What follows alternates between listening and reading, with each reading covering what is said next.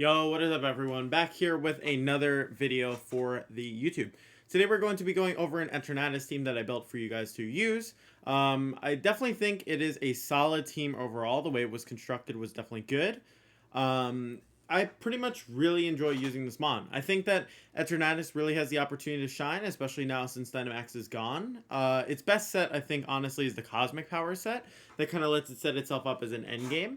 So we're going to be going over this team, kind of discussing it. We also have some other cool mons in this team. I think specifically Galarian Moltres and Aegislash are really sick on this team. This team overall is a super bulky team, very focused around kind of pivoting consistently to keep your Eternatus, Aegislash, and rest of your team safe. You're basically able to utilize grassy terrain along with leftovers and black sludge to completely just like keep healing your team over and over again as you consistently pivot into each other, and taking advantage of the dragon poison and steel and ghost synergy. Obviously, there is a ground weakness there, which is where Galarian Moltres and Rillaboom helps out a little bit. But we are going to be going through each of the individual mons, kind of talking through all of it, and then we'll be talking through some common leads with the team. So, first off, Eternatus. So Eternatus is a very solid, basically endgame win con. So similar to Registeel and kind of those other mons with Iron Defense, you can pretty much just set it up and make it super bulky. Now the benefit that Eternatus has over the others is that it also gets Recover. So it's obviously able to set itself up as an endgame. Also, it's very fast and it has a very high HP pool. So Eternatus is going to be using Sludge Bomb and Flamethrower. Flamethrower is going to allow you to hit steel types that otherwise could wall you if you were only running poison coverage. This is why we're opting not to run the Toxic set, because the Toxic set unfortunately gets walled by stuff like that. So the next move we're going to have is Sludge Bomb. Sludge Bomb obviously offering coverage. You have the chance of poison, and it just gives you a strong stab move with Eternatus to actually put on some pressure. Now, Cosmic Power is obviously a staple of Eternatus. You need it so that it can take hits very well. As you set it up, it's going to be taking less and less damage, and combined with Black Sludge, you're basically going to be taking negligible damage. And then finally, we obviously have Recover, which is just allowing Eternatus to stay there. For actually V information, because this is going to be important for you guys, it outspeeds Mienshao. Everything else above Mienshao speed pretty much outspeeds it.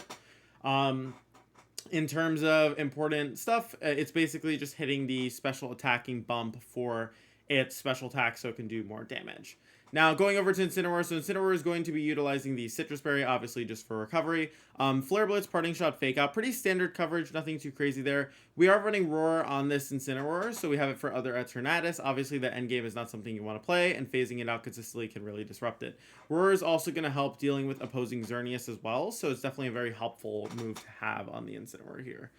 Now, going over to Aegislash. So Aegislash, I think, is a really cool option. So we're actually running physical Aegislash on this team with Shadow Sneak. So Shadow Sneak actually can just snipe Calyrex Shadow immediately. If you swap in Rillaboom, potentially remove like Psychic Terrain, you can just go for Shadow Sneak. Calyrex Shadow is instantly gone. Obviously, then if you're playing versus something like Indeedee and Calyrex, so we have an option for that as well. That's what Moltres is for. So you have a lot of options into that matchup, specifically for this team. Aegislash and Moltres help you deal with it a lot, but I think Aegislash is really cool, has a strong kit to deal with Calyrex Shadow with Shadow Sneak. Now, the other thing it can do as well is pretty much just be really strong into teams that are running a fairy type. So, for example, Zacian is walled by Aegislash, and there's no way that Zacian can break Aegislash. Because you have King Shield, you have basically the ability, like fighting moves don't affect it, and then steel moves obviously resisted, not going to be doing much damage, and you also get the leftovers in the grassy terrain. Now, the main thing to also keep in mind with this Aegislash is you can leverage it versus the Xerneas matchups as well. Most Xerneas teams rely on double fake out pivoting. Obviously, it's a little bit weaker to Volcarona, but that's kind of where your other restricted, comes into play, and kind of your ability to pivot with fake out, Urshifu, and all those mons.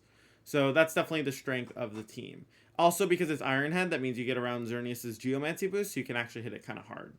Now, going to Urshifu. Urshifu is pretty straightforward. It's running its standard kit of Surging Strikes, Close Combat, Aqua Jet, and Protect. Not too much to say here. Urshifu is just optimized so it gets the maximum grassy terrain recovery possible for its HP, and then the rest is just invested to speed and attack so it could do a bunch of damage. So, super good mon. Surging Strikes puts on a lot of pressure, gives you necessary coverage. The Incineroar Urshifu Rillaboom core is just really common right now because of how strong it is, just as a pairing of 3 mons. Fills out the Fire, Water, Grass core, so definitely worth using.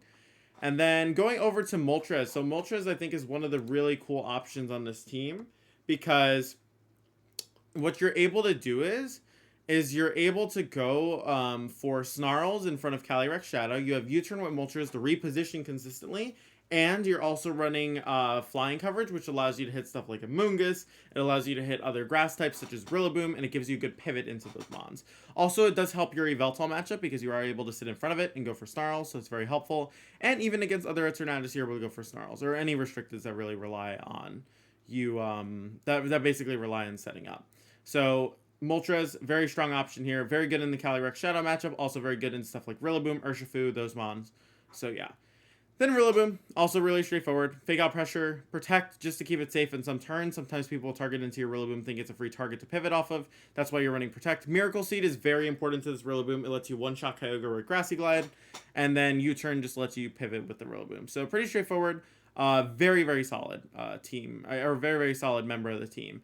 Now, overall, basically the main thing that you need to consider is that this team is meant to have both offensive mode and defensive modes. So typically your offensive modes involve Urshifu and Rillaboom more often than not.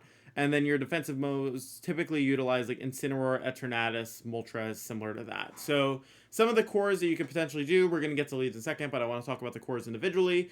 Eternatus, Incin, Moltres, and Rillaboom is a bit more of a defensive core. Same thing with Eternatus, Incin, Aegislash, and Rillaboom. So those both are pretty much defensive cores. Just depends on what you're playing versus. If you're trying to go a little bit more aggressive on your setup, then you want to go with potentially Urshifu and Rillaboom, which is a lead down below. Paired with maybe Eternatus and like Aegislash or Eternatus and Incineroar. Rillaboom Urshifu is your main source of offense on this team, so you really want to be leveraging it to really be doing a bunch of damage. But yeah, now we can go through every individual lead just to kind of go through one by one. Eternatus and Incineroar. So Eternatus and Incineroar are just a very strong pairing. This just aggressively lets you set up Cosmic Power quicker and prevents the opponent from really having an opportunity to hit your Eternatus. Also getting in Intimidate for damage reduction, and having Roar to phase out anything like Trick Room, so your Eternatus is pretty free to go for Cosmic Powers, is very helpful. Then we look at Urshifu Rillaboom. So as I mentioned, this is your main source of offense. Basically, you have a lot of combinations here. You have Fake Out plus Surging Strikes, obviously very strong. You have Aqua Jet plus Grassy Glide if you need to double up on something and kill it, maybe break a Sash. You also have pretty much a lot of combinations. I mean, the coverage that Urshifu and Rillaboom have together is pretty much what makes it so good. They have a bunch of options that they can cover. Urshifu obviously hits within the fighting type side and the water type side. That coverage is super strong, and it's going to let you hit stuff like Incineroar, which Rillaboom has trouble with. And then Rillaboom, in exchange, helps Urshifu with things they would normally have trouble with, like Regieleki, being able to Grassy Glide it for a lot of damage. Being able to Grassy Glide other threats that typically give Urshifu problems. Stuff like Gastrodon. Even though we don't see it too much, it's sometimes around on Ho-Oh teams, right? It's around on teams like that. So you want something for Mons that specifically Urshifu can't break, and that's what Rillaboom and Urshifu really give you. Not only that, but because you have Urshifu and Rillaboom, what you could always do turn one is protect your Urshifu, swap it in Incineroar, and get Fake Out Pressure again next turn, maybe if you're expecting a double protect or something, right? So that's like another really cool thing that this core offers, is a lot of flexibility in terms of letting Urshifu get off damage. Pretty much being able to cycle in Incineroar on turns where Rillaboom can Fake Out to potentially read your opponent, making a double protect, and getting your Urshifu in a position where it could definitely get a move off, or potentially going for double attacks, right? Because it's going to be doing a lot of damage, putting on a lot of pressure on the opponent. So the Rillaboom Moltres lead is something specifically for the Kyogre matchup. Obviously, having a Kyogre matchup is very important for these teams. AV Moltres is going to allow you to Snarl Kyogre. It's actually timid with enough EVs to outspeed max speed modest Kyogre, so you can always get a Snarl off unless they're Scarf. This pretty much just guarantees the Kyogre is not going to be hitting you for as hard damage as possible, and it's going to allow you to kind of stay on the field for longer and kind of stall out that Kyogre offense. And then Rillaboom obviously puts pressure with Grassy Glide and Kyogre. So if it's a Tornogre matchup, typically what you want to do is go for a Fake Out into the Torn and Snarl, and then you can Grassy Glide Snarl or Protect Snarl, depending on what you expect the opponent to do. And this gives you a lot of flexibility in terms of the game. So definitely a very solid pairing because it puts on a lot of pressure. Now versus Kyogre Serena, it's a little bit different. You kind of want to remove the Serena first before you do anything, but you have a lot of options to do so, so it shouldn't be too much of a problem.